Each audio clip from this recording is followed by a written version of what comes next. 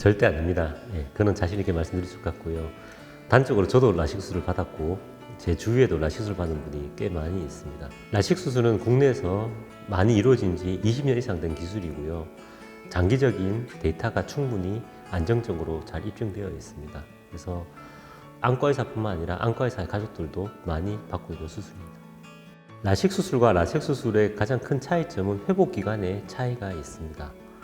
라식은 대부분 다음 날부터 바로 생활에 가능한 정도의 시력을 회복할 수가 있고요. 라섹은 한 1, 2주 정도의 시간이 필요합니다. 대부분 큰 부작용 없이 회복이 잘 되고요.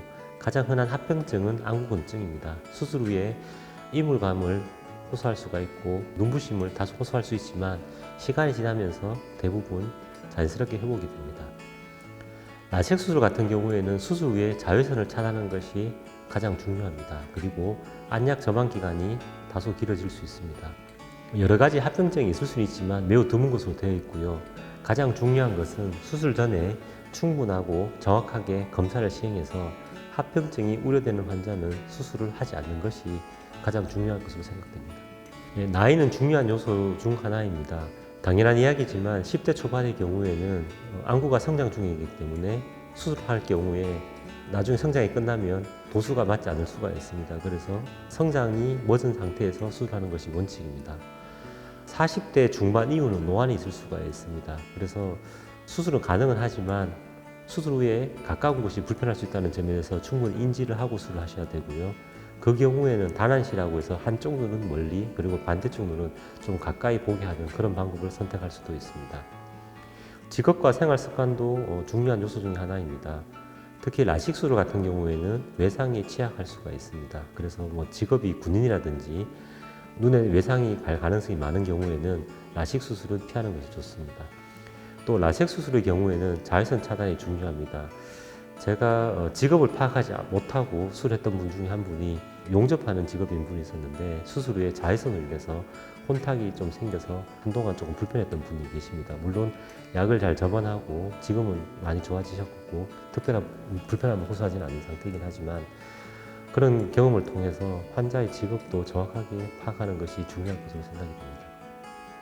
라식과 라섹은 각막을 깎는 수술입니다. 근시의 경우에는 안구가 길기 때문에 눈의 초점이 앞쪽에 오게 됩니다. 그래서 각막을 평평하게 깎음으로써 그 초점을 망막에 정확하게 위치시킬 수가 있습니다. 그래서 엑시머 레이저를 사용해서 각막을 절삭해서 그 초점을 이동시키는 수술이 라식과 라섹입니다. 렌즈 삽입술은 각막을 건드리지 않고 안구 내에 제2의 렌즈를 삽입하는 방식입니다.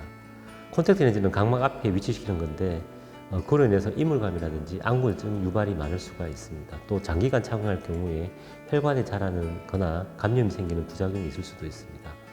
하지만 렌즈 삽입술은 콘택트 렌즈와 비슷한 형태의 렌즈를 눈 안쪽에 안전한 위치에 삽입하기 때문에 그러한 부작용이 없다는 장점이 있습니다. 또 라식 라섹과의 가장 큰 장점은 가역적이라는 것인데요. 만약에 문제가 있을 경우에는 제거하는 것이 가능합니다. 라식과 렌즈 삽입술은 회복 기간이 굉장히 빠릅니다. 라식과 스마일, 렌즈 삽입술은 수술 직후에 약간의 이물감이나 통증이 있긴 하지만 수술 후 몇 시간이 지나면 생활이 가능할 정도의 시력이 나오고 대개 하루만 지나도 정상 시력이 회복이 됩니다. 이에 반해서 라섹은 하루 이틀 정도의 통증이 있을 수는 있고요. 회복 기간이 1, 2주 정도는 걸리고 완전하게 회복되는 데는 한 달 정도의 시간이 필요할 수 있습니다. 모든 수술에서 안구증은 일반적으로 잘 발생할 수가 있는데 대개 한 달에서 두 달 내로는 회복이 가능한 것으로 알려져 있습니다.